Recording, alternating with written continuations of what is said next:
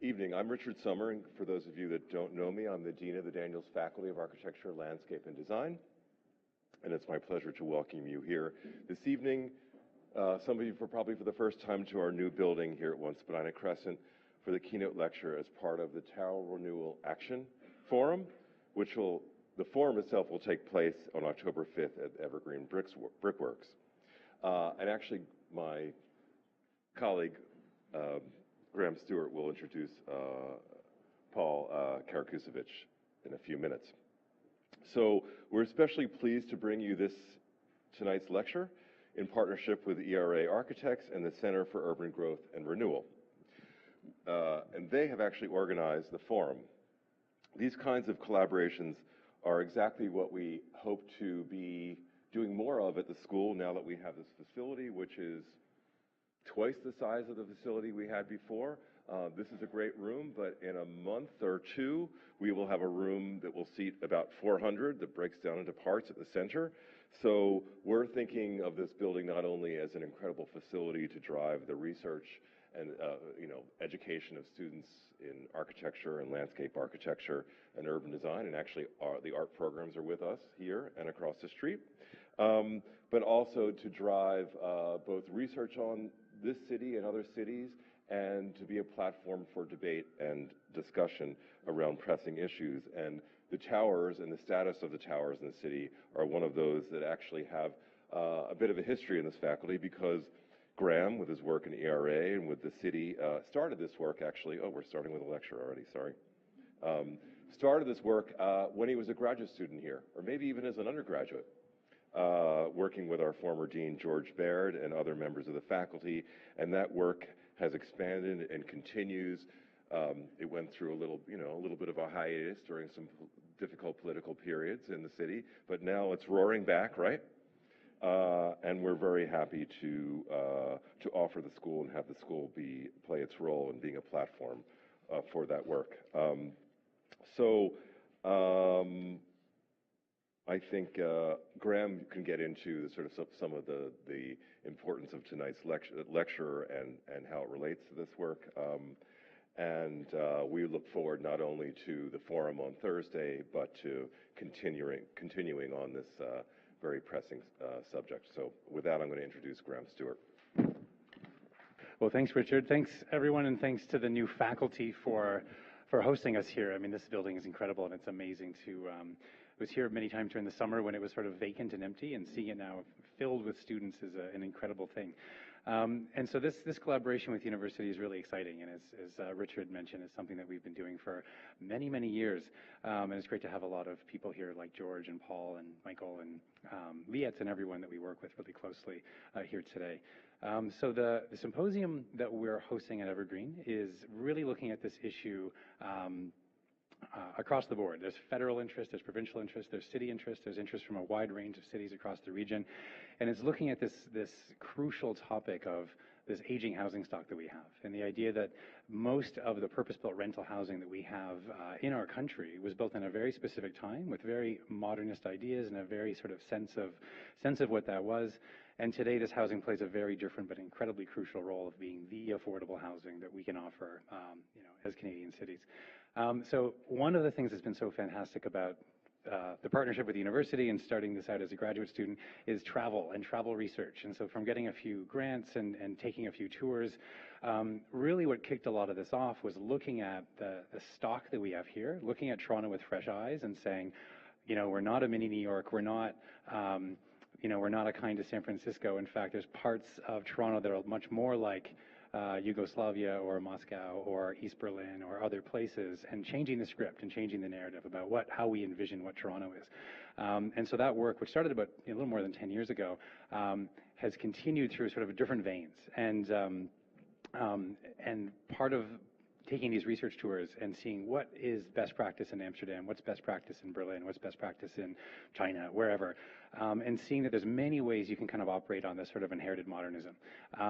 And so sort of through many, many tours and many years later, was invited to speak at an Architecture League event in New York last fall where I was lucky enough to sit beside Paul Karakusevic, sort of at the introductory thing, and we sort of got chatting, comparing notes, saw his presentation, and then a group of us went to London in June to sort of see the work firsthand and meet with city officials and really get a sense of how are you able to achieve sort of best-in-class work? What is the set of conditions? What are the financial systems? What are the regulatory systems? How do you engage in best practice? And what are the things that we can do here as we're taking the Paris Accord seriously, as there's new money flowing, significant amounts of money flowing to social housing retrofit, transit lines are being built in the suburbs, there's a change is afoot. So how do we engage in best practice? The other thing that's happened in the last 5 years or so is a real conversation around housing affordability. Suddenly, it's a middle class problem. It's not just it's an everyone problem. It's not just sort of a localized problem. So suddenly, people are very interested. And what I found remarkable about Paul's work is the quality and the care of the delivery of housing, and how do you build schemes and sort of financial schemes, working with different partners to actually deliver huge volumes of really great, impressive housing and impressive urban design. So we thought, why don't we bring him over?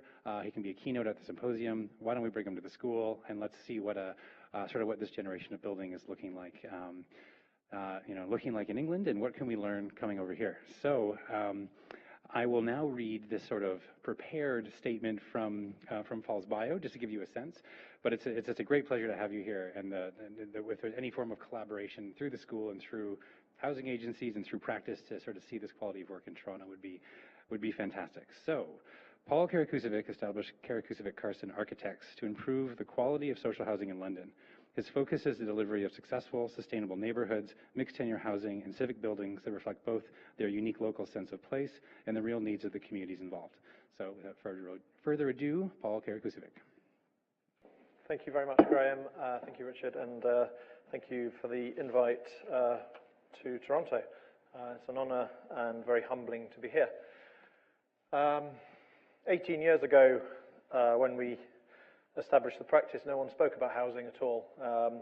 Maybe here, but certainly not in London. While I was studying, housing wasn't discussed either. So we completely naively, after a short stint at Zaha's office in the 90s, thought, oh, anyone can run an office. If they can do it, we can do it. So we set up a studio in London, age 26 and a half, I think. And we thought we'd win the next big opera house or the next big bridge or the next big theatre somewhere around the world. And 2 years later, that hadn't quite happened. We got close, but no cigars. And while we were doing these sort of endless European and global competitions, we sort of sat and watched outside our big loft warehouse, sort of warehouse studio like this in the back end of Hackney in sort of northeast London. It was one of the poorest boroughs in London. And housing was completely off the radar. And we looked at about 30 acres of local authority housing estate outside our studio, which was falling into sort of complete disrepair, and it was a complete no-go zone. And it was at the time of the Tate Modern competition in London that Herzog de Meuron won, and everyone was getting very hot under the collar about some youngish Swiss architects winning that project, and the whole focus seemed to be about the Tate doing posh lofts in Shoreditch or the West End bars and record shops. And we realized that no one was really talking about the rest of the city, the housing and the social infrastructure and the civic buildings outside of the kind of core central London. So a tiny bit of background about us. From 3 people, we've become, I think, about 83. And we occupy an old biscuit factory in Bermondsey, a 1950s biscuit factory in southeast London, that we turned from a completely derelict, empty, not particularly nice shell into our studio. It's a sort of a long-term meanwhile use. We were hoping we'd be there for 5 or 6 years. It looks like it's going to be more like 3 or 4. So having moved in 2 years ago, we're now looking for a a new space to maybe do the same. So it was all designed to be lifted as much as possible. So everything apart from the nice concrete floor, which looks a little bit like the floors upstairs in your building here, will come with us into a new space. But what that's allowed us to do is sort of operate really unlike most other offices in London. And in terms of design process, we've always been big drawers and big model makers, but historically had nowhere to store them or have them out. So we now have got lots of space within the studio to have the sort of production on display, but also host events, exhibitions, and talks. So this on the top right is a recent talk with Kate McIntosh, who was one of the forefathers of British housing in the 60s, and she designed that project on the screen there, Dawson's Heights, when she was 26. So that's how things were done in the 50s, 60s, and early 70s. Young practices were given a lot of responsibility. So a tiny bit of context for those who haven't been to London or who don't know a great deal about British housing. I think the first thing to admit is that the title of the estate is maybe something that hasn't transferred across the Atlantic or translated well on this side of the Atlantic, so apologies for that. I think the housing estate was probably coined in the 30s or 40s when these new big pre-war housing projects were starting to be conceived by the government and by the city authorities. And I think it was a take on the historical barren estates of London of the 16th and 17th century. And I think it was a thought that if we're going to build new housing, let's give the poor people and the workers something termed in a very grand sense. So that's where the estate came from. So just a couple of slides here of showing the evolution of philanthropic, social and public housing in the city. Conditions, I'm sure, like sort of the poorer parts of Toronto and other North American cities, but London had its sort of real social issues, very, very poor quality housing, a sort of iniquitous sort of civilization in the early Victorian times. And in the 30s and 40s, the situation was getting pretty bad. Whole districts that were sort of no-go zones for the police or anyone who wasn't involved in the sort of underbelly of London's crime world. So there was a big movement to knock down the very, very poor quality housing, and with a series of acts and moments, I'm just going to trace through a little bit of that history. So 1844 was one of the key movements, and there was a sort of a differentiation between the deserving poor and the undeserving poor. And all of these examples were for the deserving poor, the working poor. I'm not sure what happened to the undeserving. They probably got moved. Nowadays that would be called displacement. But they got a lot of the very squalid conditions were knocked down, and this was the beginnings of the first public and philanthropic housing.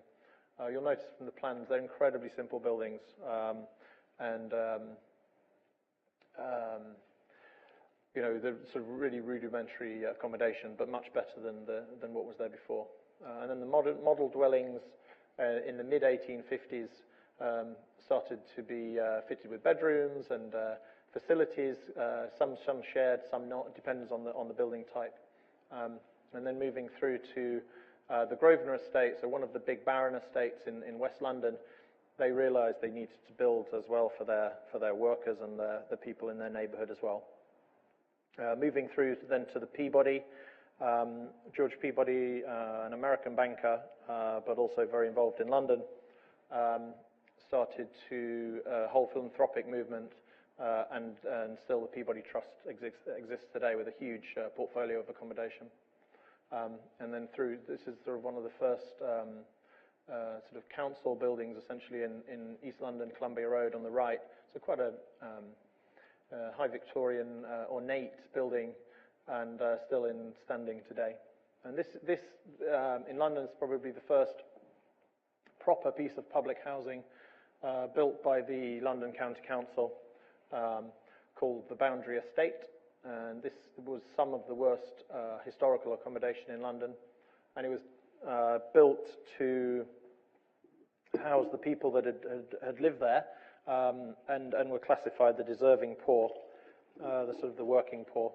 Unfortunately, by the time it was built, to a very beautiful plan and very high quality buildings, the numbers didn't quite stack up, and unfortunately the rents charged were too high, and a lot of the people who it was intended for had to move out. But it's still a very, very successful piece of London housing. And there's some other examples that are still standing today. On the right is the Snowsfields buildings in South London, which are incredible mansion blocks, incredibly high density, beautiful red brick buildings, really majestic, and that was the sort of, again, philanthropic housing. And then slightly later, sort of early Edwardian, styles changed a little bit, so central London, and then in the first of suburban public housing on the right, and then post First World War, obviously a lot of soldiers returning and didn't really want to return to the sort of squalor of the two up, two down, and there was a real sort of demand and a big push for new, modern council estates to be built on the edge of London, and this became one of the biggest, about a 10,000 home scheme called Becontree in East London.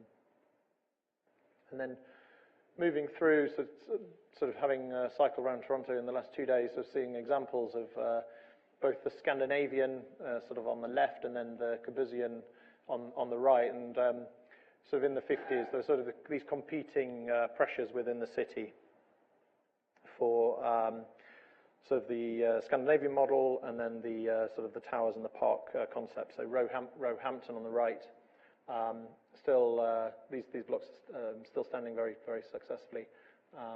The rest of the Alton estate is being modified at the moment. And then into more central London, we've got Dennis Lasden. There's a whole group of emigre architects came over pre and just post-war, and bringing obviously a lot of European influences into London.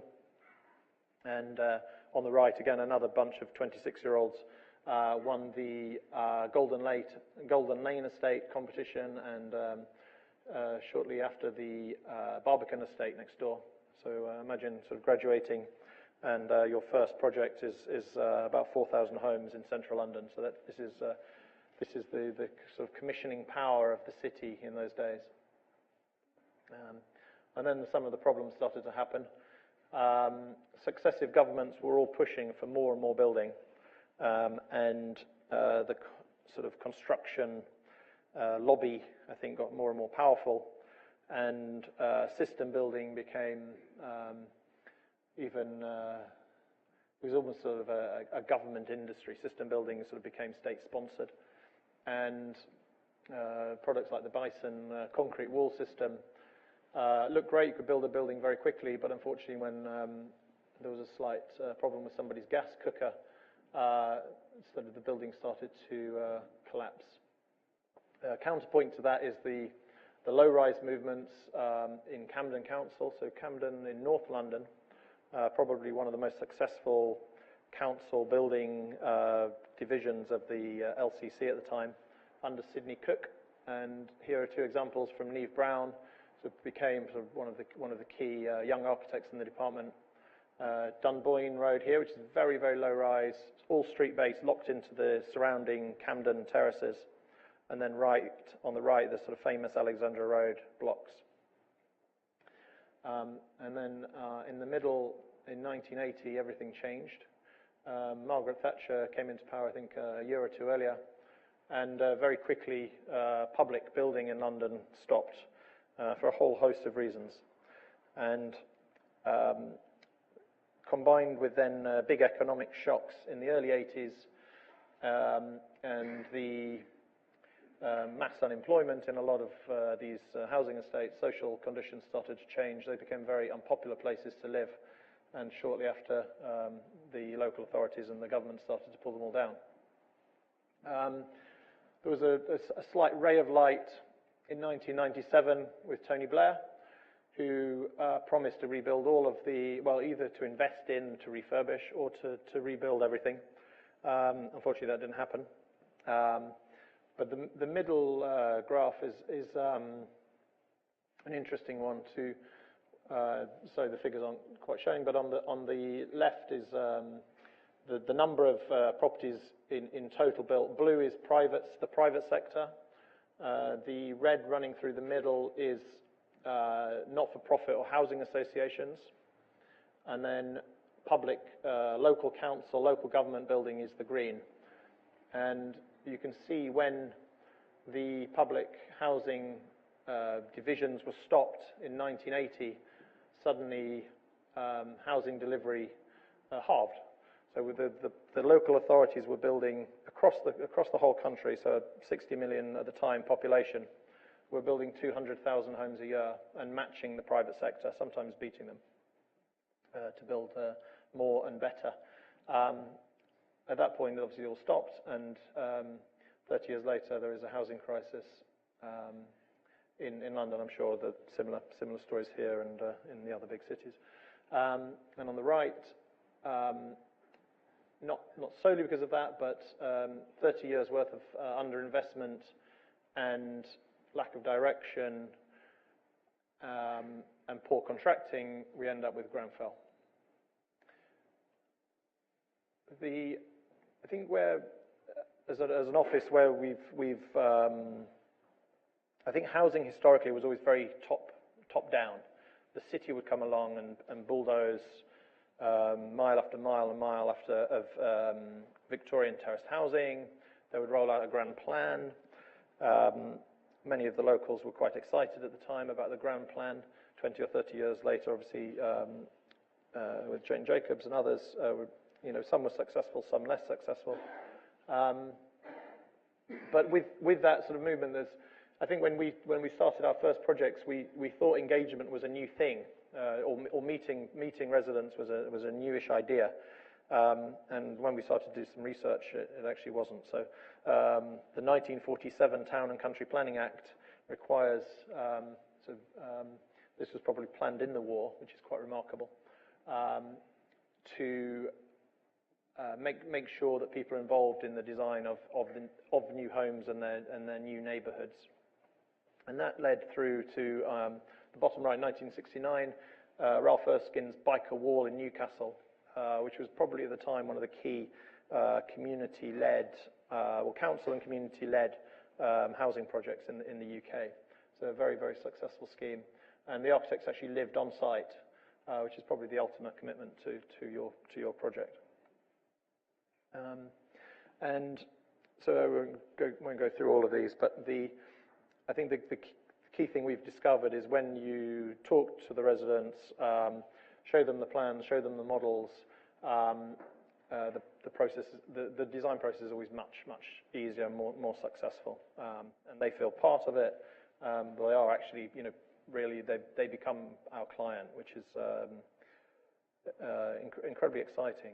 Rather than a sort of a brief from a local authority to sort of design 100 homes, it's actually sort of almost a co-produced solution. So I probably sound really incredibly negative, but it's taken since Gordon Brown came in 2006. He ran a big competition. He came in initially to say that local authorities have the right to build again, the right to build and invest in their stock, which was quite a simple thing. It's one line, of a speech, but it's had an incredible effect on public housing in London. So historically, what can you do with a housing estate? For 30 years, with lack of funding from central government, mismanagement from the local government and local authority, what were quite fine buildings end up looking like this, slightly unloved, and this is a 2,500 home housing estate in South London in Southwark called the Aylesbury Estate, which has become quite famous since Tony Blair promised to fix it all in 1997. So 20 years later, it still looks like this. And obviously incredibly complex, made more complex by right to buy, which was Margaret Thatcher's idea of allowing residents to buy into their housing estates and buy their properties very cheaply, which now gives the local governments a real headache because they've got to buy all the properties back before they can start fixing the buildings at a much inflated price. So not particularly smart economics in London anyway. So historically, local authorities were sort of hamstrung and sort of do nothing. The refurbish option is possible, but even in these sort of slightly more enlightened times, with austerity or even post-austerity, the housing budget for the UK every 3 or 4 years is about 2 billion. There's about 30 estates in every local authority in London, and there's 33 local authorities. So there's 900 estates in London, and £2 or £3 billion doesn't go very far. So refurbishing is quite difficult, and I'll explain some of the financial and the economic structures that we've worked with local authorities to allow some refurbishment and some new build on some of the schemes. So for maybe the younger students, a lot of the housing estates that we're inheriting are actually quite well designed, but often the buildings are placed in quite odd positions, and this is a very good example. This is the Mansford Estate in East London, in Bethnal Green, just to the east of Shoreditch. So it's become quite a fashionable sort of hip area 20 years on. And although the buildings are sound and well designed, there are sort of often just whole corners, and so a building will sit in a footprint of maybe 10 times its floor plan. So there are opportunities for infill, extension, and that's obviously something that can be done. And then there's a sort of strategic, tactical demolition of a building that's badly placed, and then obviously you can use the land on either side of it to make a new build, which is an example here, which is where a derelict Dennis Lasden building that was starting to fall down next to his sort of very famous Keeling house behind. We've provided the same number of homes that were in the 8-storey slab block in a low-rise neighbourhood of streets and family housing. And then the new build, sort of transforming an estate that's obviously beyond any of those other solutions for financial reasons or political reasons, or when the residents really don't want to live there anymore. In their existing homes, they want to live in the neighbourhood, they want to stay with their community, but they don't want to live in the building. So there's a sort of an estate-wide restructuring. So here's an example of that, which is the Colville Estate, which I'll come on to in a few minutes. So the Colville Estate is the housing estate that was outside our our very first studio in Hackney, and about 15 years ago we knocked on the door of the town hall in Hackney and met. I'm not sure how we met, but we met the head of housing, and we said we've got an idea. We've spotted some gap sites around the edge of the Colville Estate. Underused car parking, dead space, bin marshalling yards, sort of 10 times the size of this room, derelict underground car parks. Maybe we could look at some of that land and build some new affordable housing. The meeting lasted about 18 seconds, and he said we could never ever dream about building on that estate. It's far too political, it'll never happen, thank you very much, and the door was closed. I think 6 years later we walked into an interview for the master plan of that project, and what was lovely is the head of strategy for the council remembered our slightly crazy proposition, and there was a sort of a slight whiff of familiarity as we walked into the room. They said, "Oh, you're the crazy people who came up with the first idea." And we said yes, and then we sort of developed a good relationship with the residents. They were part of the interview process. They'd had a 15-year fight. We didn't know this at the time. They'd had a 15-year fight with Hackney Council, demanding that Hackney do something with the homes. They'd had 3 failed master plans with private sector partners, and the residents were completely disillusioned and very, very frustrated with the local authority, Hackney. And when I could just put a little bit more context. Everything in London, in Europe, is every project goes through a huge procurement process. So there's 13 set questions that everyone has to answer, and in an interview there's always a set series of questions. And one of the questions came from the residents about what is the biggest risk to the project. And given that we were, I think I was in my early mid-30s, I think Hackney probably expected us to say we were the biggest risk, or talk about ground conditions or local politics, but I actually said, well, no, Hackney are the biggest risk because they haven't done any new building for 30 years, and the planning authority is dysfunctional, the planning department is dysfunctional, and it's not really done a great job on the management. At which point we won the vote from the residents, and I think so we got a call about an hour later to say that the interview had gone well, and the project manager asked what we were doing that evening, and we said nothing particularly.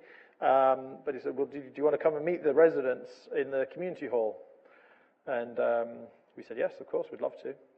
And then he said, well, there's really a lot of tension, and it's going to be quite a tough meeting.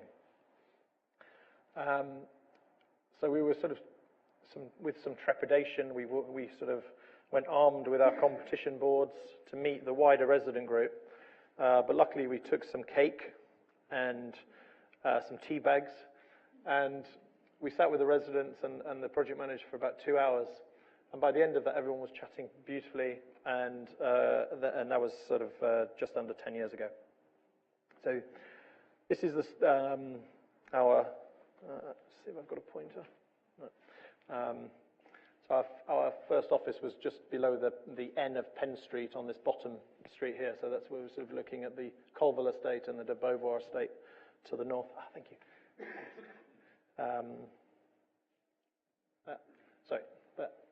And so this is sort of fairly typical of the post-war local authority housing estate in London. Slightly, the grand plan never quite happened, in that from about a mile this way to 2 miles that way, there was a series of Dennis Lasden master plans to knock down everything that was Victorian and make these sort of heroic, truly heroic modernist housing schemes. And here, where the park is now, this was a series of terraced housing and medium-sized factory buildings, and the whole neighbourhood was that structure. So the local authorities got sort of part of the way, but then existing Victorian fabric, maybe the purchasing, the compulsory purchase didn't quite happen, politics didn't quite happen. So we're sort of these sort of. You'll also notice that we don't have a great grid in London like you guys. Everything is still sort of slightly medieval in terms of the alignments, as if there were sort of tracks through fields. So quite a fragmented piece of land. So it's 5 hectares, 12 acres of land, 438 council dwellings, but then some funny bits of land that they don't own in various spots. So sort of working with the existing stock, and then quite a fragmented ownership boundary. So I think this was one of the very early diagrams we made with the residents.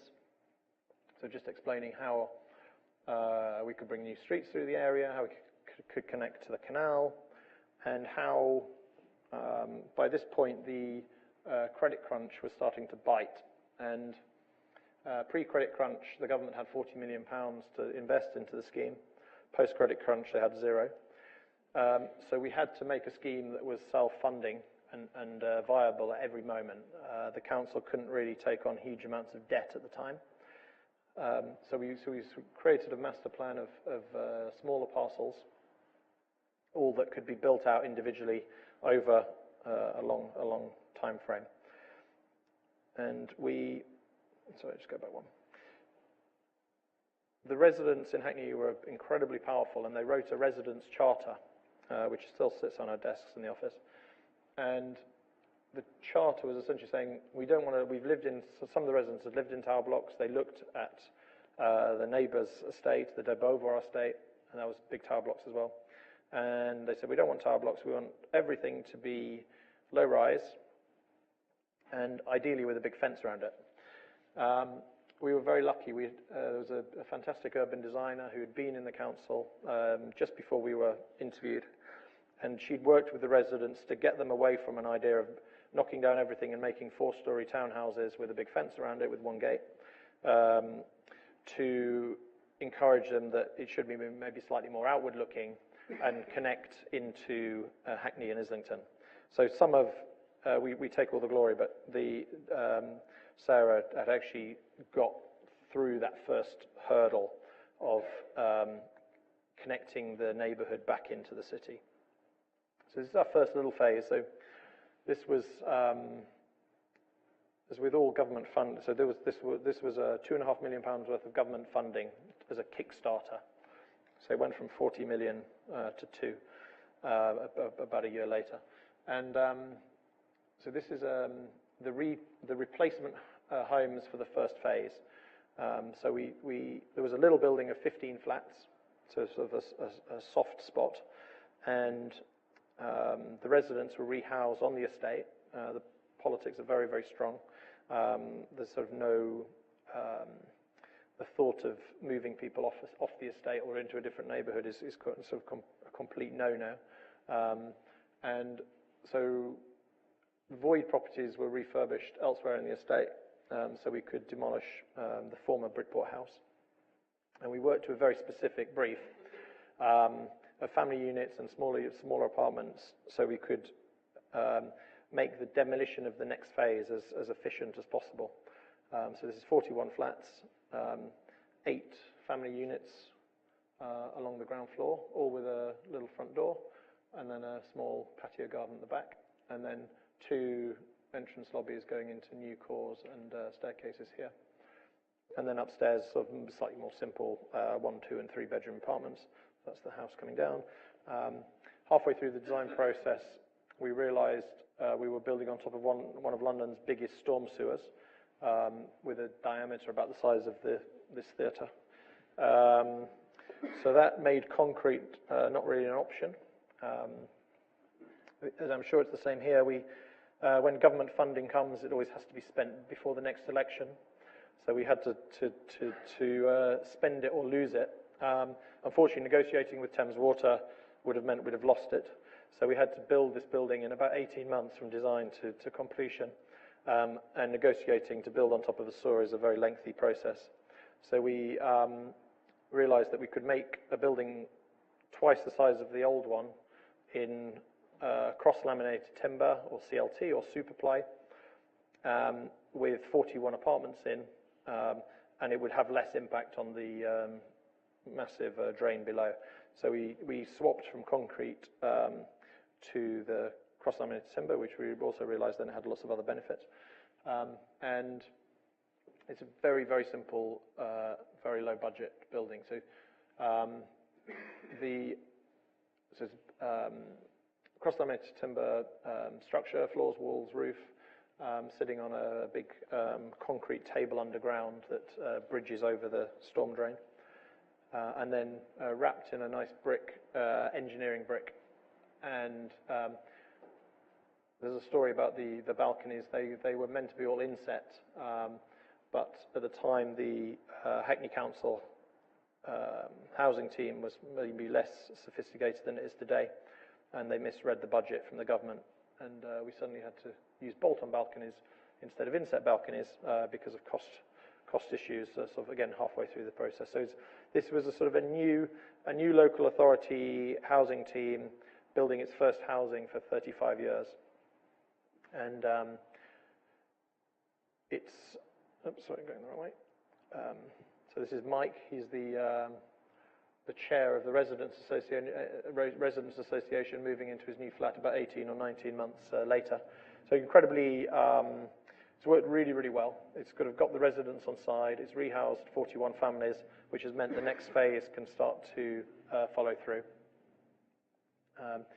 So the residents really wanted low to medium rise accommodation, and this is sort of the phase really where they are, the next group of residents are housed. So we've got a range of townhouses, a duplex apartment with another duplex upstairs with just one shared staircase between the two upper apartments, and then small apartment buildings. And so the existing estate was 438 homes. 100 homes had been sold off on right to buy. So the original plan was to rebuild the 338 using cross-subsidy funding from private sale apartments. And at the time, so 8-9 years ago when the master plan was finished, with the country still in sort of the aftermath of the credit crunch, that was quite a challenge to do that. Obviously, the values of the market sale properties are now higher, which now means the council can add in quite a lot of extra affordable housing, which is obviously their target. A very sort of socially minded, public-spirited local authority, and they want to build for all of their residents.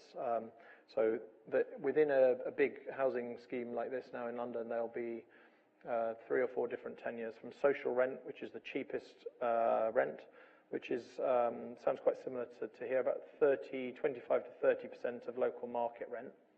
And then intermediate tenures are between sort of 45 and maybe 60%, and then there's sub-market, and then there's market. And the market generally cross-fund the cheaper rents downstairs.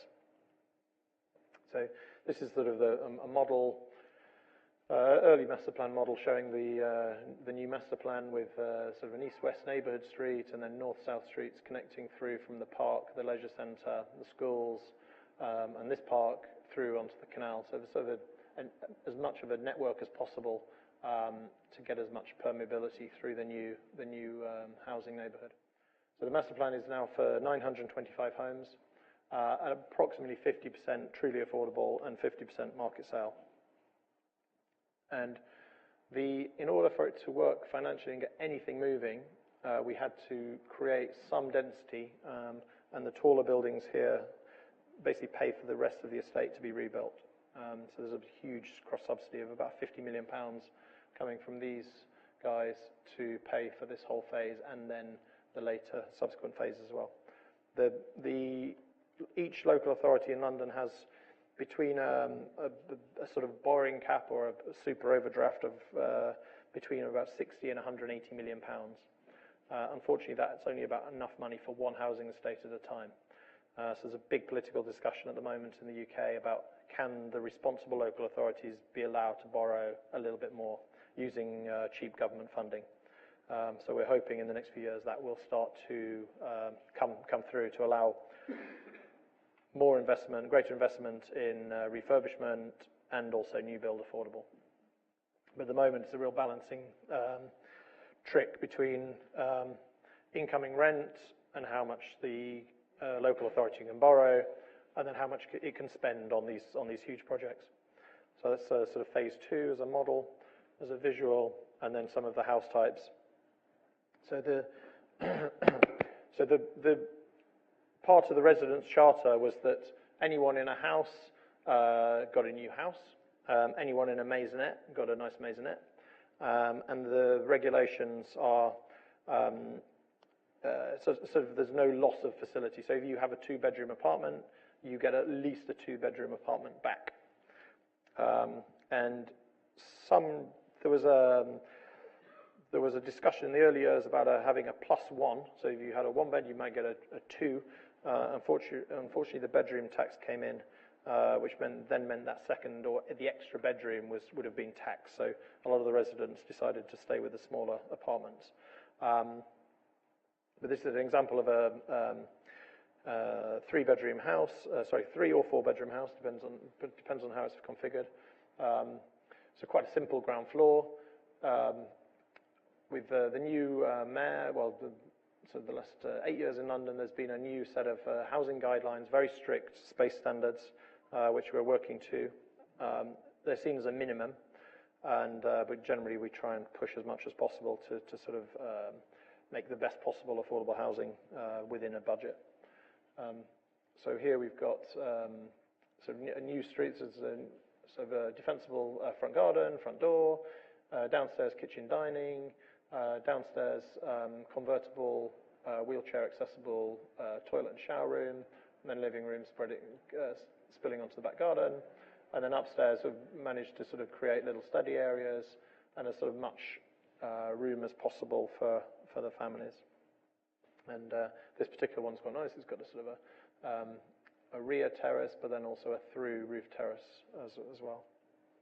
And then a little diagram here just showing how the maisonettes work. So as many front doors onto the street as possible, and then the upper maisonettes are served just by one very sort of familiar staircase that you just share with 2 of your upper neighbours. So sort of making it as personable as possible, which is a sort of a big principle within the practice. And when we talk to the residents, they like that idea of sort of getting to know their neighbours. And then a little, not quite an axonometric, but just showing the different house types and the apartment buildings combined with the maisonettes wrapping around the communal courtyard. And a few years later, it's now on site. So this is the first phase 2A of here. Phase 2B is about here, and there's 2C here coming forward. So phase 3, we have designed in collaboration with David Chipperfield's office. So try and find a plan. So these are 100% private sale, 198 apartments. So this was sort of taken forward from the master plan, brief for 198 homes. And the aim is to make a sort of a cross-subsidy funding model from these buildings. So in a way, we're using the market for these buildings to help build as much affordable housing as possible. So it's quite a challenging, sort of using the liberal market on one hand, but then moving that money into social housing on the other. So it's sometimes quite a challenge politically, but also in a way we're trying to maximise the price of these.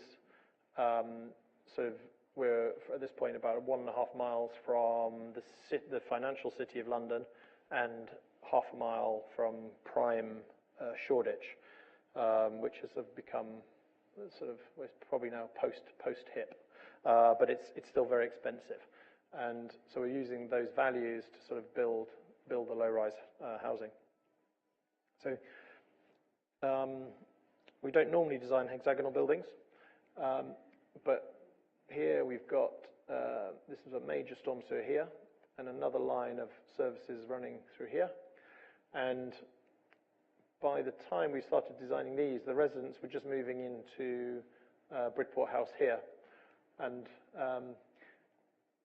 Mike's apartment that I showed you earlier sits here. And one morning while we were designing these, he took a photo of the sun rising sort of about there. And he said, "Paul, have you put those big rectangular buildings that were in the master plan? I'm not going to see the sunrise, and it's really important to me."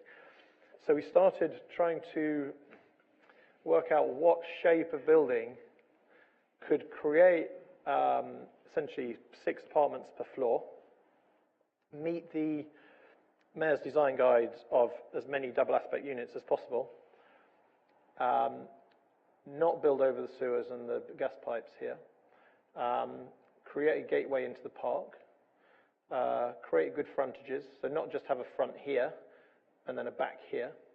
So quite lots of competing demands, and it's quite nice walking through the graduate studio upstairs. So it's exactly the same in our studio. big foam blocks, lots of cardboard, and we started sort of putting things through the foam cutter and through the bandsaws, and ended up making these sort of, take a rectangle and start chopping bits, and you end up with a sort of a loosely hexagonal form. And we started to put the models on the site, and we thought, this is working quite well. And I think for the residents, the other chair of the Residents Association is going to have a house here. And we realized again there was a sort of an envelope of 20 stories and 16 stories from the master plan as the maximum parameter for these buildings. And we realized that big rectangular slabs wouldn't be great for the residents living to the north. And while we were doing the master plan, we thought obviously that the height should be facing the park, ideally create a gateway. It's a sort of termination of a long vista from North London, so this sort of is the taller building. So some sort of simple urban design principles, but unfortunately the sun is still down here, and will obviously lead to overshadowing to a degree in this part. So we try to chamfer and angle the buildings as much as possible, so the residents to the north were seeing the most elegant profile, and Mike, sitting here, would still get sunlight in the morning. So we started to wrestle with this slightly odd floor plan, and in the end sort of created an 84% efficiency of the usable space to the circulation space, which for a tall building, certainly in the UK, is pretty good. It's normally sort of 79 to 80 odd percent.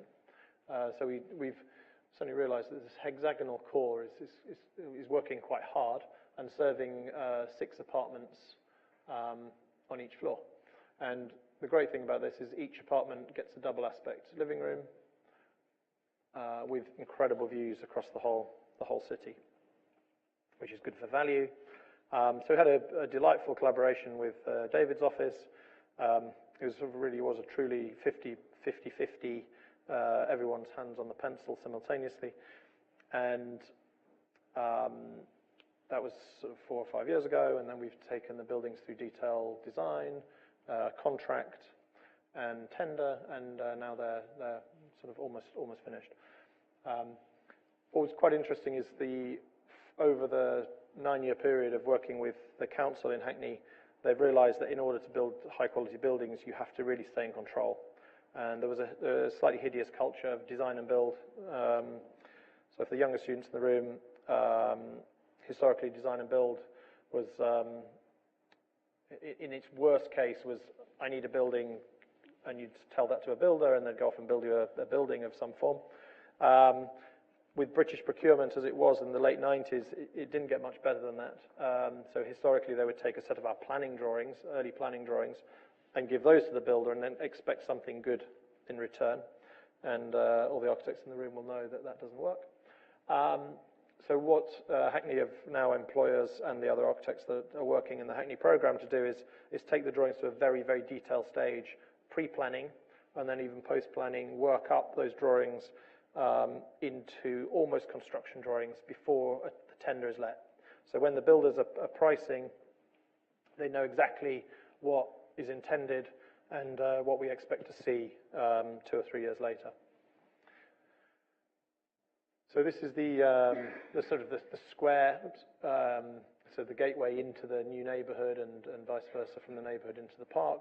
And then we've got this sort of nice coffered brick soffit that so comes from the core and then wraps up through the facade of the building. So we looked at this in the plan was to make a precast because of the degree of repetition in the building. We thought that precast would be efficient. The main contractors had other ideas and thought the hand-laid bricks would be better, and in the end they won. But so it looks like it's precast, but it's actually all going to be handmade. So we're using a very nice Belgian brick with stack bonded, because that's sort of tied in quite nicely with the idea of the prefabrication. And there's a sort of a dark red which ties back into the original colour of the Colville buildings, and then the darker browny grey, sort of emblematic of the old factories of the area and the London stock. So this is the level of detail that we'll be drawing at tender stage, so everything is set out. The builder knows exactly what is needed. And then a few months later, the buildings are flying up. And here just showing the core. So they slip formed the core and then started to branch the floors off successively. So this is about 2 months ago. So the buildings are now almost there. The windows just starting to go in, and the brickwork going slightly slower than we'd have hoped with precast, but just starting to creep up. So an example.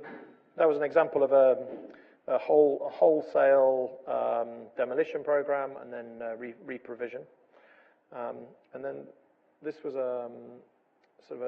another competition in Hackney that we were successful on, in collaboration with HHBR and MUF, who are public realm and landscape architects. And the King's Crescent was sort of one of the infamous Hackney estates. And in 1997, the towers, there were 3 big towers that stood through the middle here, and another low-rise block, were demolished. And for 20 years, the residents have been looking at this mound of rubble. And it's very popular for film sets. And I think they've done a James Bond film in here and various other things. It's sort of a slightly apocalyptic view of the world. But around the edges, the old estate buildings are not big, solid 6-story buildings. Obviously, we've got lots of design flaws. And on this edge, this was all garaged, and unfortunately this road here historically was the red light district of London. So some of these spaces around the edge, some slightly leaky spaces around the edge, were not particularly pleasant at night. The residents were getting fed up. There's a lot of drug dealing going on in the area.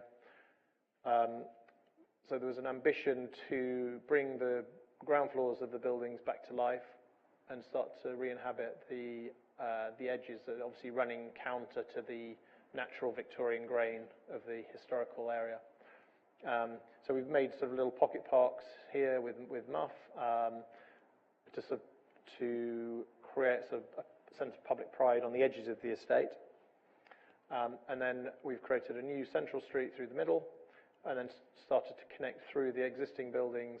So these are big historical archways through the building, and a sort of network of streets, and then place the buildings to create shared garden spaces between the new residents and the old apartments. Model. So this is about a 5-6 year process to date, and we're halfway through, so the first phase has just been finished. So the buildings are not in dreadful condition, but the residents were very unhappy.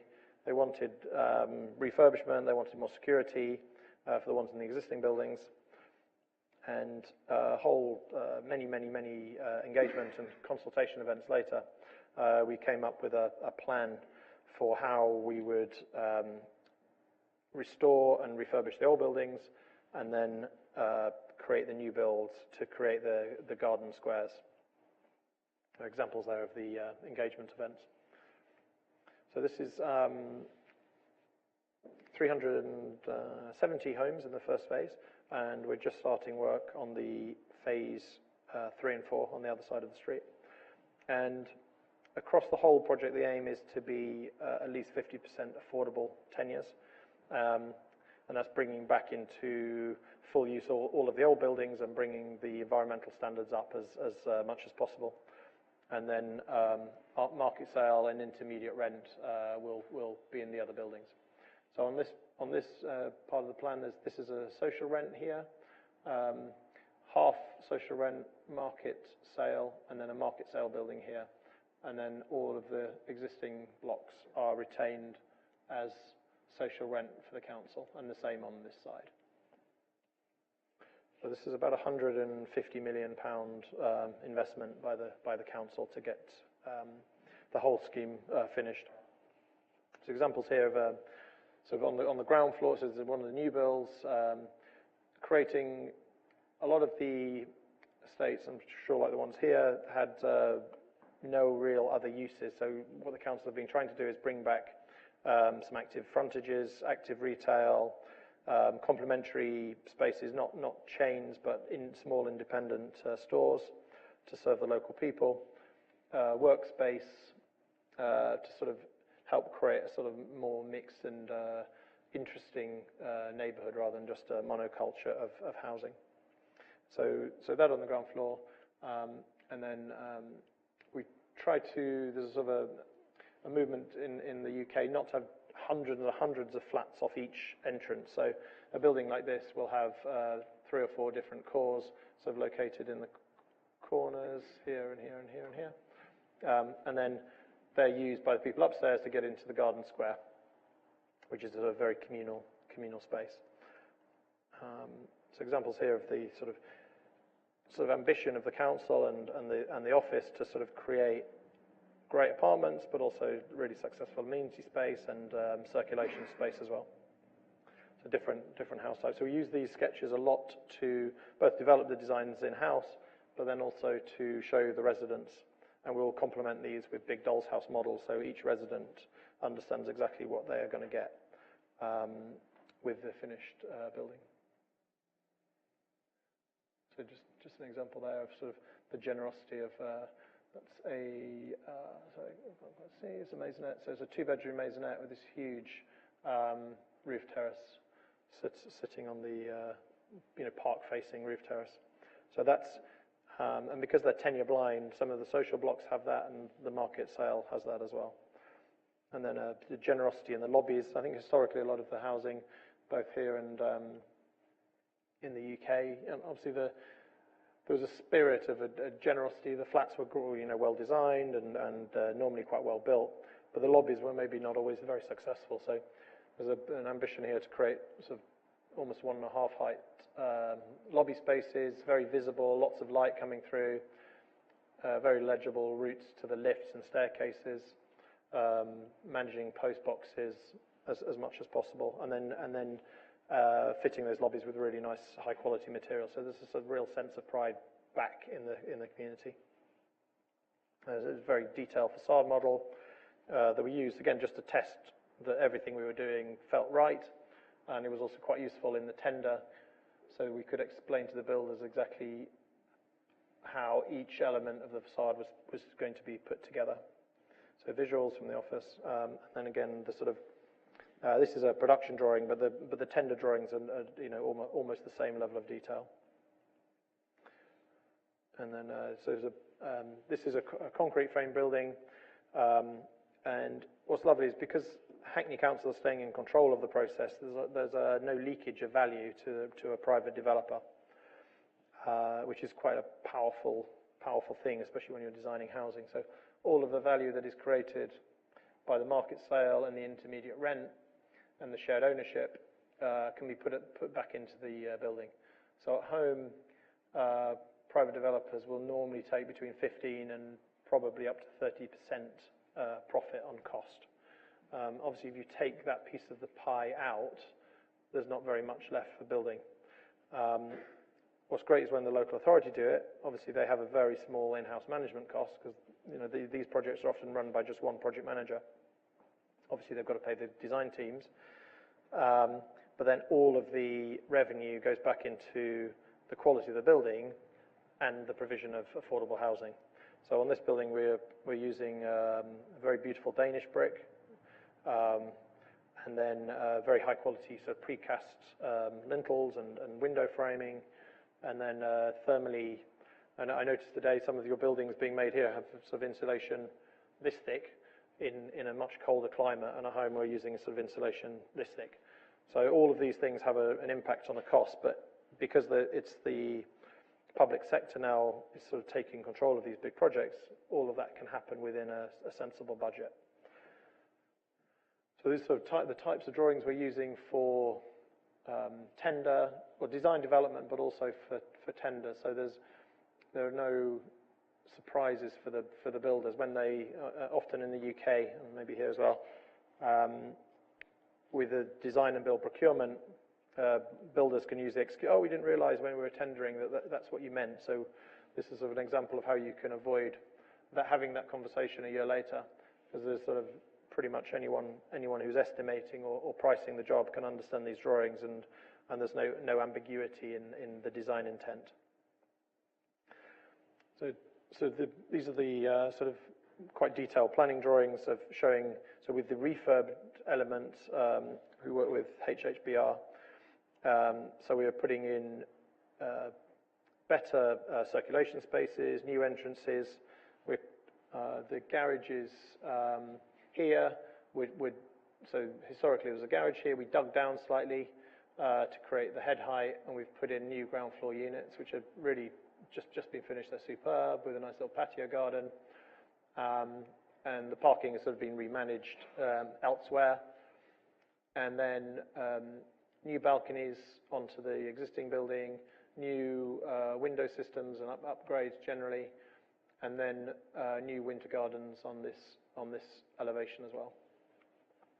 So the sort of existing residents get a sort of a much better apartment. Obviously, 2 years of pain of living through this process, but these adaptations were made while they were living there. There was sort of for the noisiest works, there was a flat created just around the corner where they could go and hide for a day while their winter gardens were being winched in, or while their windows were being replaced. So it's they're in. They're back in. They've obviously got their refurbished properties. They're very, very happy. New security and new amenity space. And then this is the new mixed tenure housing photographed last week. So literally the contractors are just handing over at the moment. So it's about 99.5% of everything we wanted is in the finished building, which for a design and build process where the council has some risk but not so much. It's a really, really great outcome. So it's just showing the nice sort of hand-laid brickwork, and then precast detailing, precast lintels.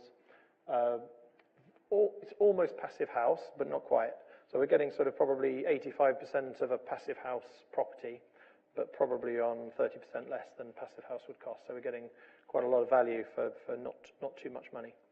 So in pounds, this is about £2,400 a metre to build. So it's like 3,500 Canadian. So it's expensive, but it will survive. So this is an interior of a social rented property, and it's quite nice. Sort of flow through of sort of dining area. Sort of all of this is glazing, so very well daylit. Big generous balcony as part of the mayor's design standards. High quality sort of lino flooring, and even blinds fitted as part of the finished apartment. And then this is the sort of the crown of the buildings. So because everything around the estate is quite low, from about here, all of these apartments have the most incredible views over the whole of London. How am I doing for time? I'm just lost. You got the time, Graeme? Sorry? Okay. So this is I think with each project we try and come up with the appropriate, not necessarily change for change's sake, but the appropriate solution. So this is the third big Hackney project, and similar story to King's Crescent. A series of tower blocks here demolished in the mid-90s. The Nightingale was fairly notorious, quite a rough estate. In the northern part of the borough, so quite different to the southern part near Shoreditch. But we've got this amazing park, Hackney Downs Park, and on this side of the park there's a series of mansion buildings here called Navarino Mansions, and we were interested in the idea of could we make a mansion block typology work with the site and create the required number of homes for the council. So we're sort of, again, it's highly fragmented. So all of this was demolished apart from Seaton Point, which is the tower here. This was all demolished a long time ago. And again, the residents have sort of been looking over, a gravel field. in the late 90s, early 2000s, there was an attempt to create some low-rise housing on some demolished plots. I'll show you photos of those in a second. They're not very successful. And that was sort of the old era of how councils did their housing renewal. Essentially, gift it to a housing association or a private developer with mixed results. So just sort of the urban design and the sort of master plan strategy, so working with some of the grains of the sort of historical area, and then working out a sort of an efficient street spacing that would allow for low to medium rise mansion block types, but still creating good amenity space in between. Part of the plan was you wouldn't necessarily naturally walk through the Nightingale estate, either historically or now. So the idea was to improve connections into the wider neighbourhood as much as possible, create views and sort of green links through into Hackney Downs Park. And then it's very much of some of the funding from this project. So this is, again, will hopefully generate some money for the council, and some of that money will be used to improve the public realm and the existing properties as well. I'll flick through that. So there's the ground. So this is the new master plan, sort of stitched in, a reconfigured central park, a beautiful new landscape here, and then these new streets running north-south, and then these sort of play courtyards and gardens between the new mansion buildings. So as a 1 to 500 scale model. So at 6 stories, this is creating 425 homes, quite a high density, but low to medium rise, which we thought was an appropriate response of this part of the borough. And then Seaton Point was refurbished in the 90s. There's sort of a study has been undertaken as to how we can improve the ground floor, how that relates back to the street and into the new housing. So sketches here looking through the streets, and the idea of sort of picking up on this Victorian mansion block bay window detail, and looking at how that can maximise light and quality into the apartments. And then the ground floor treatments of the individual front doors, not necessarily defensible space, but just a little bit of buffer from the new shared sort of slow-speed pedestrian-friendly streets here. New front doors, slightly raised ground floors where we can, and then views through into the lobbies and the gardens. And then this is the back-to-back distances, I think of about 14 metres, which is probably about as tight as we could push in London. But it's enough to create, this is south-facing, so get good light. And then the play gardens are sort of divided between each of the individual cores. So quite a friendly neighbourhood approach to the master plan. And then this is the pedestrian-friendly streets running north-south with a little bit of parking. So this is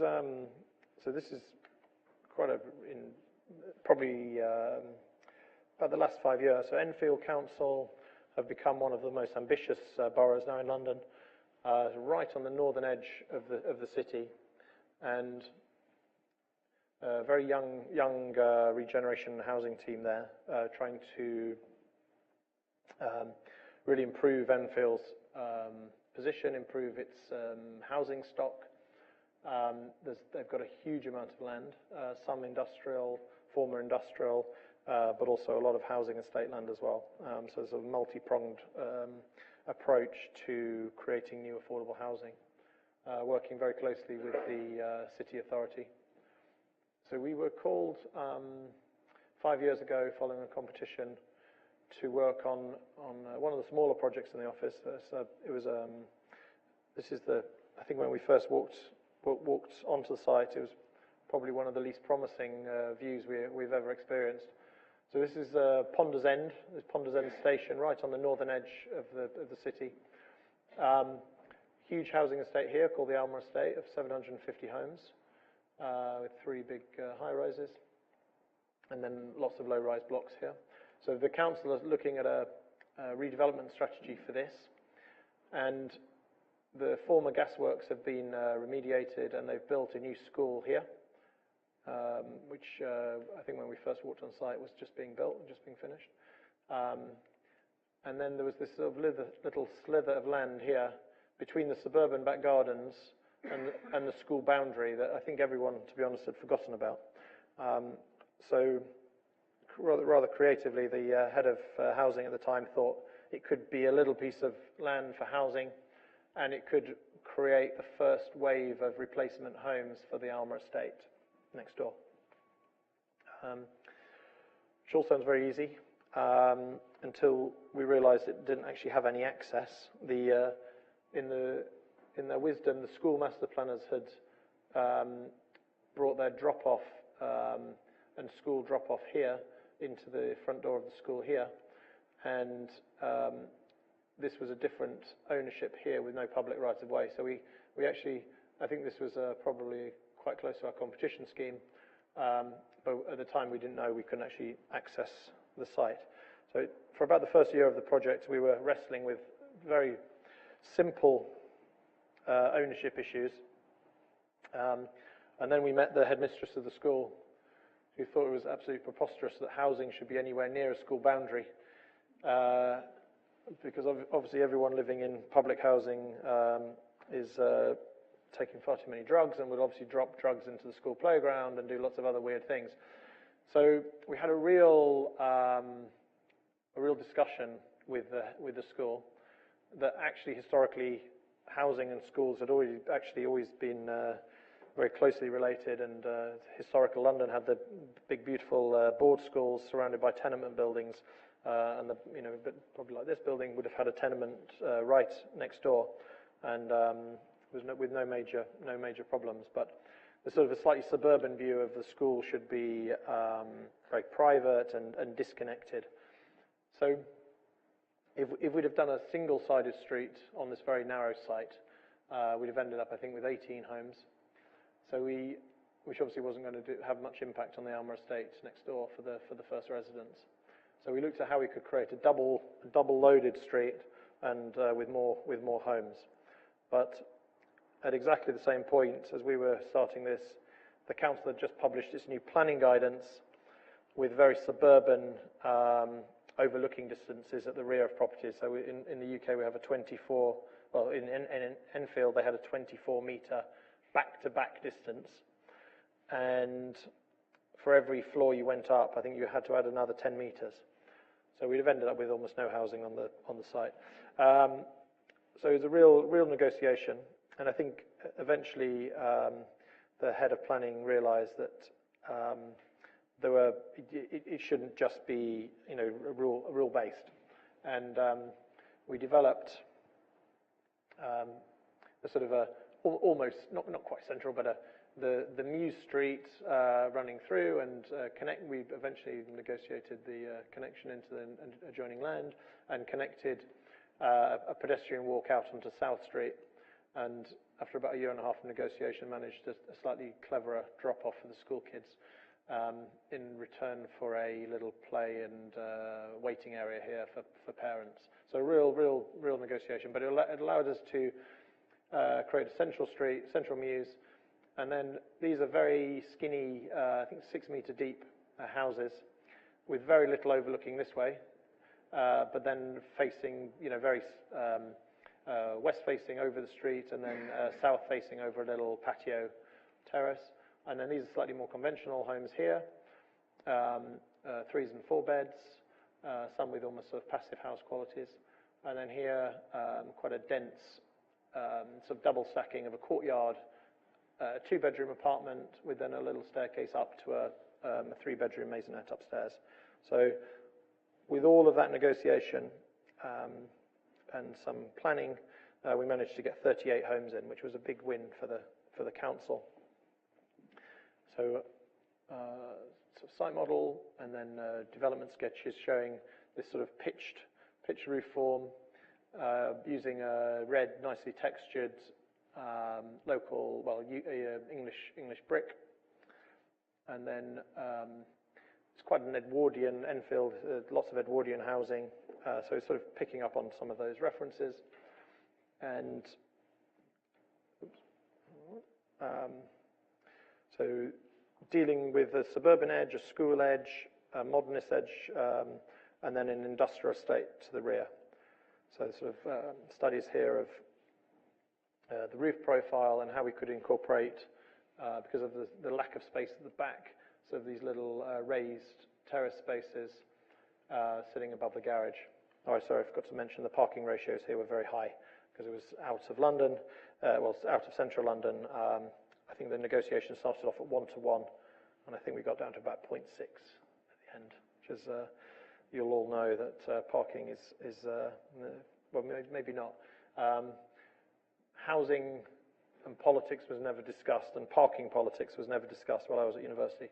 But it becomes a really big issue when you're trying to deliver any form of new housing in the city. So we were able to create some on-plot parking here, and then a little bit of parking along the Mews in a sort of in the shared street. So just a little bit of detail here of how so the elevations are put together, and then information for the planners to make sure that when the builders come along, they don't try and substitute everything. So picking up on on this project we work with McCrane Lavington Architects, and East working on the public realm and landscape. A very harmonious collaboration, and we didn't do one half of the street and the other's the other. We sort of mixed it up. So there's a little sort of checkerboard of the architects working together, and then the East public realm running through and coordinating everything. So sort of detail here of the again. It's a common issue that the first project that each borough does is always on a very, very tight budget. So I think this was £7 million for 38 new properties, and because this is all socially rented, the economics of making that work for the council is quite challenging.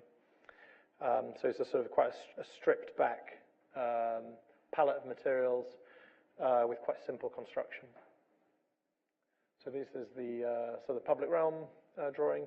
So using a nice paving stone with a little bit of granite detailing, which for public housing is almost unheard of, and then a little bit of core 10 just picking out the flower beds and the parking spaces. And then so it's about 4 years ago. So what one of the early studio renders looked like, and then the sort of the house type here with the little roof terrace. And an example here of sort of, this is one of the studio models for each house type we make. We take a slightly more doll's house version to meet the residents, to explain how the properties are configured and the types of spaces they'll be living in the future. So it's sort of a highly collaborative discussion with each of the residents moving in. So on this one, slightly less than the Colville estate, but we probably met the residents here 30 times in 3 years over the sort of design and planning process. In the Colville, I think we've met about 300 times over the last 10 years. So examples here of the courtyard flat on the ground floor with its own front door, and then a little staircase going up to the upper maisonette. But again, each with its own type of balcony or outside space. That's that one. All sitting together. And then again, sort of so quite simple construction. So lots of insulation. So again, these are almost passive house standard, but on a tight budget. And then the level of detail we're going into at planning stage to lock in this is a construction drawing, but there's almost no difference between the planning, tender and construction issue. So so for this project, it was an incredibly tight budget, and it was just at the time construction prices were rising every week, and it's fair to say it probably wasn't our natural choice of contractor, but the contractor that took it on has done a really, really good job. They really committed to the detail and sort of saw every element through. So very, very beautifully. So this is the sort of finished building. This is in March this year, just before the trees started to come out. That was a few weeks ago when it almost looks like a render, but it's actually a photograph of the landscaping just starting to mature. And this is the little sort of meeting area for the parents and the kids, and a little play space here. But it shows the sort of it's quite a tight street dimension, but it works. And then from the other end of the street, looking back towards the old estate. And then inside, so quite a simple finishes. I think we had pushed for nice wood floors and things, but it just the budget was just too tight. And then this is from the raised patio, just before the blinds have gone in. And then looking down. Very happy residents all moved in. Have I got time for one more, or is it? Sorry?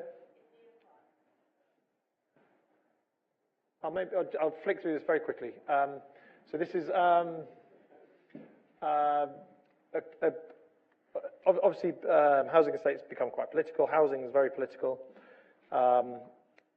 Regeneration has the name regeneration has become very political after David Cameron coined it about 3 years ago, and this is almost the opposite of all of those things. This is a completely community-led project in Camden, so North London, in a very affluent part of London, just north of King's Cross, next to Hampstead Heath. But the Bacton estate sits in about 2,500 council properties sort of dotted around, and this is the Bacton estate here. And the residents were really, really fed up with the council. They'd sort of had leaky properties, unsafe, lots of issues, buildings falling down, and for 10 years they've been sort of nagging the council to rebuild. And what's remarkable is sort of a small group of ladies from the estate have been able to cajole the councillors, the politicians, organise an architectural competition, work with the city, help the council get funding. I think we've tripled the density of the old housing estate with the new, but with 98% support from all of the residents to take what was there and rebuild it with new homes. So that's part of the old estate. And I'll flick through this very quickly. But this is the sort of the story of the first phase, which is in this spot here, which is the old housing office that used to be located here, which was defunct. So Camden added that site into the master plan. So we've sort of taken the original block structure away, created a new, not quite east-west, but a sort of new neighbourhood street through, with a little civic space here opening onto the gables of the church building, dealing with some other listed buildings and an old community centre, working with the existing high-rise and the surrounding estates here,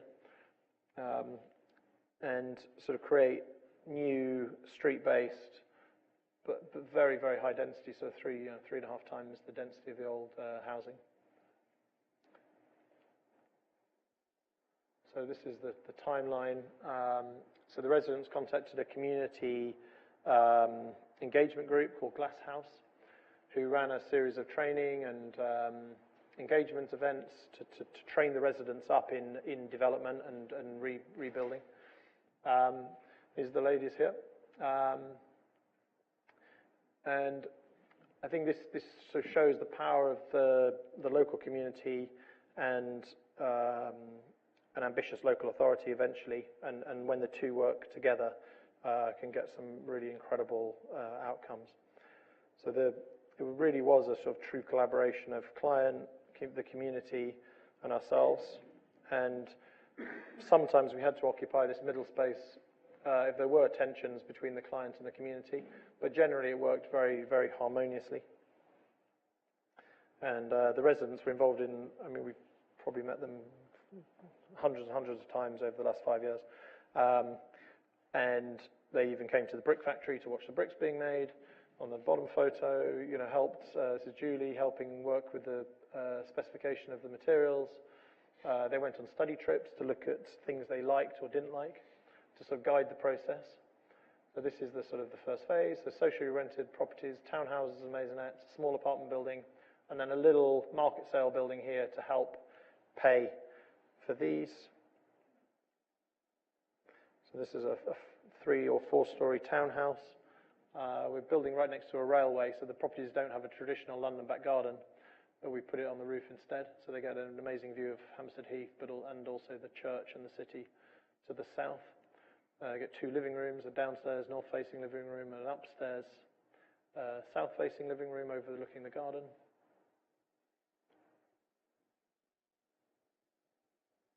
Get some finished photos.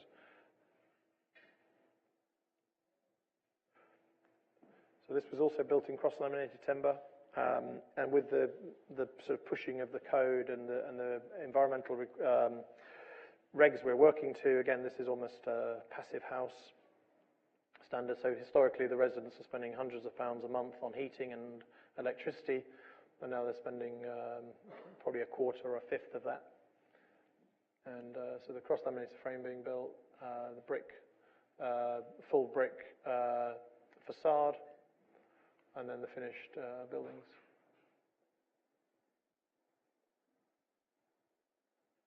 So sort of quite a nicely layered facade, sort of playing on the North London Victorian vernacular, and then the inside. So this is all social. This is all social rent for the council, and then the finished scheme. I think maybe this may come up in questions. Thank you very much. I should finish there. Thank you. Okay, so are there any questions from the floor? George. So when you're done, I assume the borough or some agency of the borough ends up owning the social rent components.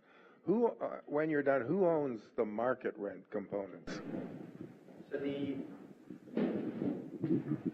what's interesting is because the local authorities are taking the control of the master plan and the design, they're then hiring the builders to build.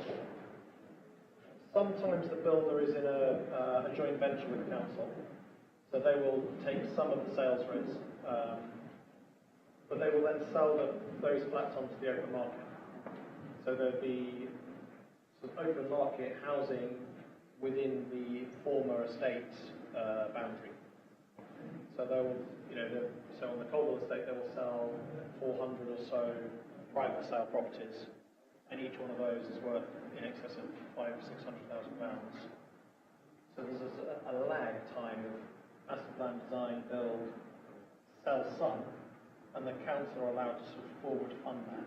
And eventually that money comes back into the pot to help do either the next phase or the next phase. So they end up being owned by the occupant? Yes. Yes. What we would call a condominium? Yes, a long lease, so 250-year lease is typical.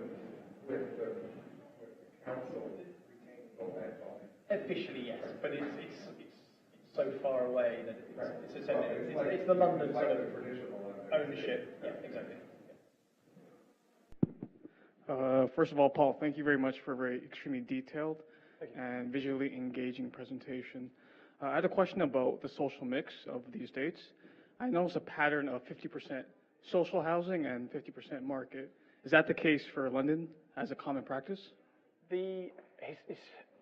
Historically, the estates were built for low to medium income workers. But post-war, there was almost 100% employment in the UK, or in London especially. So a lot of this housing was built for the people working in the local economy. There was quite a functional relationship between housing economy, social services, and everything else.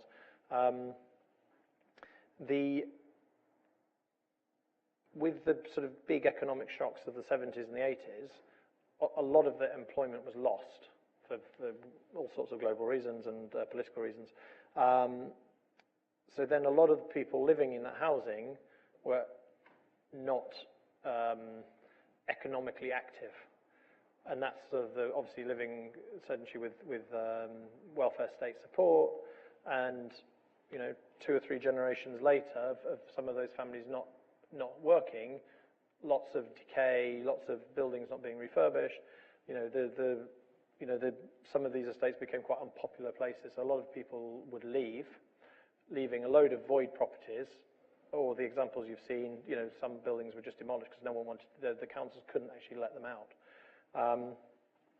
With right to buy, so for example, you could have been renting a property for 10 years, paying probably back then £10 a week, say, rent. The council would then come and say, well, do you want to buy it? So almost take it off us for £15,000 or £20,000 then. Nowadays it may be, so 15 years ago, 10, 15 years ago, it might have been £50,000. Now that flat is worth £250,000 to probably £500,000. So they became mixed tenure over the last 20 years, 25 years because of right to buy. So on the Colville, it's 100 right to buy and 300 social rent. So there was, in a way, there was already a blend there. So now moving forwards, the blend is still there, and it will range. If the local authority does the work and manages it, they can achieve at least 50% affordable housing. And all of the left-leaning Labour boroughs who are working for, that's their target. They want to build affordable housing. Not always social rent, but they want to make it as affordable as possible. So there'll be a component of social rent and then mixed income, intermediate rent as well for teachers, nurses, doctors, police, everything else. And so it is a blend now. And is that blend door to door, or is it building to building? It's a mix. It's normally building to building because of housing management issues. I think in the last year there's been a little bit of a push. Ironically, some of us, our social rented flats are bigger and better than the private sale properties. For again, lots of too many reasons to go into now. But I walking around the estates now that we've finished, I almost forget which is a social core and a market core and an intermediate, because they're all the same, which is wonderful in a way. There are no sort of poor doors in these housing estates that we're working on. If the estates are taken on by a private contractor, a private developer, or a less socially minded housing association, then obviously there is some outward differentiation of tenure, and that's for me obviously not great. And the residents are now realising that some of them are living in poor doors, and they're obviously not very happy about it. So we have a question here. Thank you. Just to follow up on that notion about the social mix, one of the biggest fears of social housing residents when these sort of ideas are conceived of is the loss of ownership. It wasn't much, but it was theirs. Yeah. When the new mix comes in and someone's already been there gradually, I'm just wondering, can you talk a bit about maybe some of the ongoing engagement work that happens post-building when everyone's in a new door to sort of keep residents involved, to have a true sense of shared ownership versus what residents often fear is that they will eventually get pushed out to the margins and other people will then control the parks and the amenities. It's a really fundamental issue, and I think our clients are trying the hardest they can to avoid any of that, any of those issues, coming to happen on their particular projects. So in terms of the technical shared ownership, so the people who had a right to buy property will get a new shared equity property in the new schemes on all the ones we're working on. So they'll use the equity in their old flat and invest that into the new one. and they won't pay any rent on the additional value. So the council has a very long-term, 10, 20, 30, 40-year view that that's just the right thing to do. Obviously, they could charge a lot more, but they don't. They just use the equity and then sort of subsidise that property, which is, on these, tens of some 100, 200 million pound projects is a really impressive thing to do.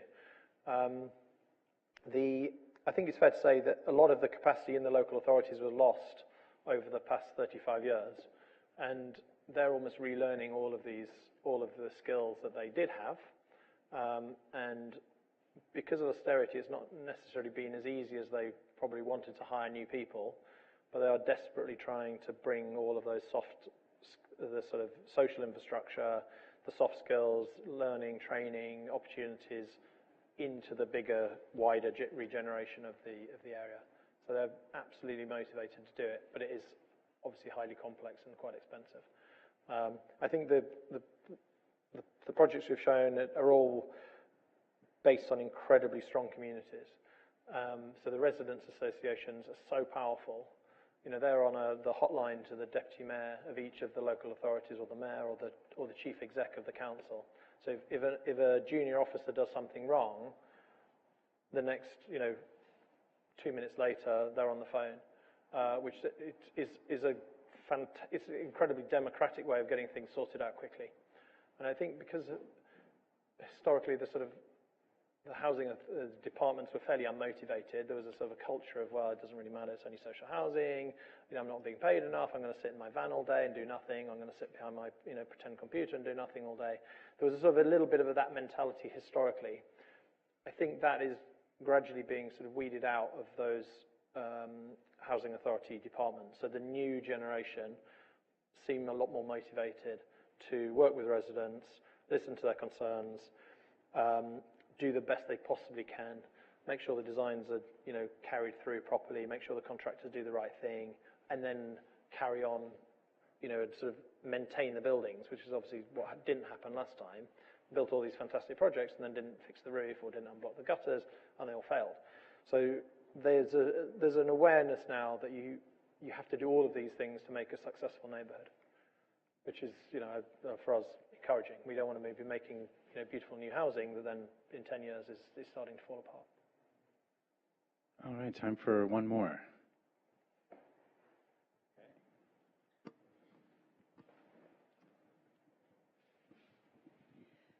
Future thinking. Sorry, you can say? Future thinking. Is that your encore, Paul? Oh, sorry. We could, but I sort of probably ran over. I think it's every housing estate we're working on, or every piece of new housing we're working on for a local authority is so different. And I think which makes it very exciting as a design practice, there's sort of no one size fits all. So there's multiple approaches to all of the different projects and the different sites we were looking at, the different neighbourhoods and communities we're working with, which I think is really the exciting moment. Having, in 11 years, London's come quite a long way from sort of zero investment and zero public housing to now probably 30 or 40,000 new council homes being designed now, which obviously will take 5 to 10 years to build that out, but then there'll be another 10 to 20, 30,000 homes being designed, each with probably all of these different approaches to renovation, infill, community-led or not, or sort of tandem approach of community and housing authority, employment. All of these different approaches sort of will get interwoven, I think, into the new schemes. So I think it's an incredibly exciting moment, and if you think the last, from 45 to 1980, it took 35 years to get the last housing programme to sort of build 200,000 homes a year, and we're really only 10 years in austerity as well. So the councils are using a sort of fairly limited toolbox at the moment, with some government support, but nowhere near enough. So I think there's probably in the next few years, if local authorities can borrow more responsibly, obviously we don't want to be building homes where people don't want to live, and we don't want to be doing crazy schemes. But if they can borrow responsibly, make fantastic new, successful public housing, refurbish their existing stock, or start refurbishing their existing stock, there's still a lot of underutilized land in London that can be built on by local, a lot of in public ownerships. There's no reason that can't be built on. And then working generally with the city to make, to help all of the employment and infrastructure, tie up with where the housing is going to be. There's a very big investment at the moment in new tube and cross-rail lines, north, south, east, west through London. And that will have an incredible impact on some of what would have been outlying, slightly unloved council land or council estate. Suddenly there'll be 10 to 15 minutes from prime central London. So that will allow the local authorities to probably start to invest in those areas without the huge expense to the sort of public purse. So I think it's using their land cleverly, using their estate intelligently, using their housing stock intelligently to create better public housing. All right, well, on that, thanks everyone for coming. So this was fantastic. Thank you, Graeme. Thank you.